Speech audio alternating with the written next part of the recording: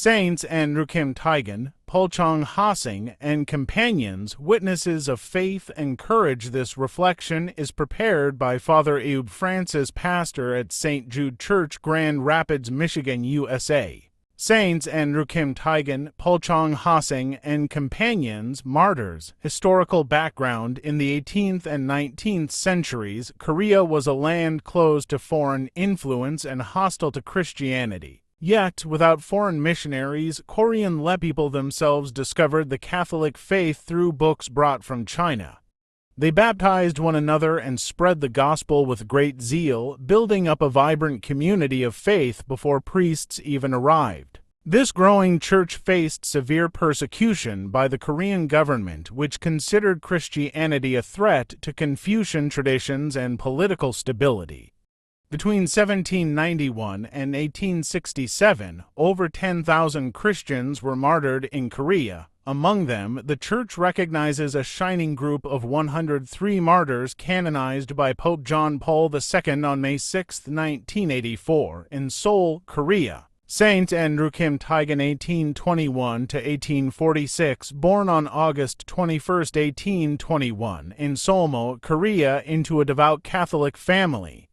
His father, Ignatius Kim, was martyred for the faith when Andrew was just a boy. Andrew was the first native Korean Catholic priest.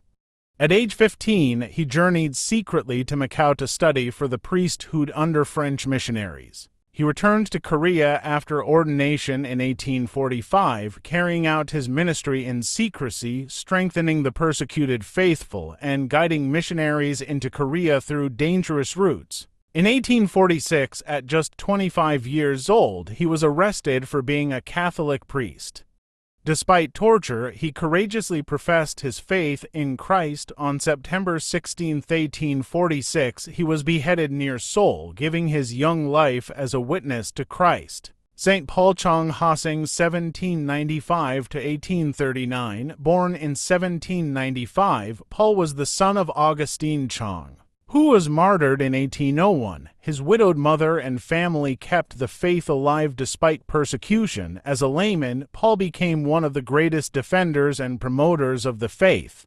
He worked as a government interpreter, which gave him contact with foreign envoys and missionaries. He tirelessly wrote petitions to Rome and sought the presence of missionaries in Korea. Thanks to his efforts, the church in Korea was formally established with official clergy. Paul was arrested during the persecutions of 1839. During trial, he bravely defended Christianity, showing that Catholics were loyal citizens yet worshippers of the one true God. He was executed on September 22, 1839, sealing his lifelong faith with his blood. The companions, the 103 Korean martyrs canonized with Andrew Kim and Paul Chong, include bishops, priests, laymen, women, and even children.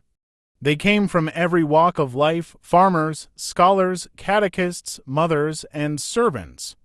Some were tortured, starved, or beheaded, yet none abandoned Christ.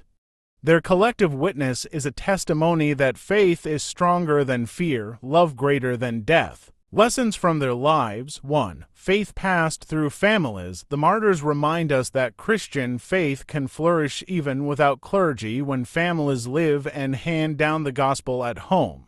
2. The courage of youth and laity. Andrew Kim shows the fire of young faith, while Paul Chong demonstrates the indispensable role of the laity in building up the church. 3.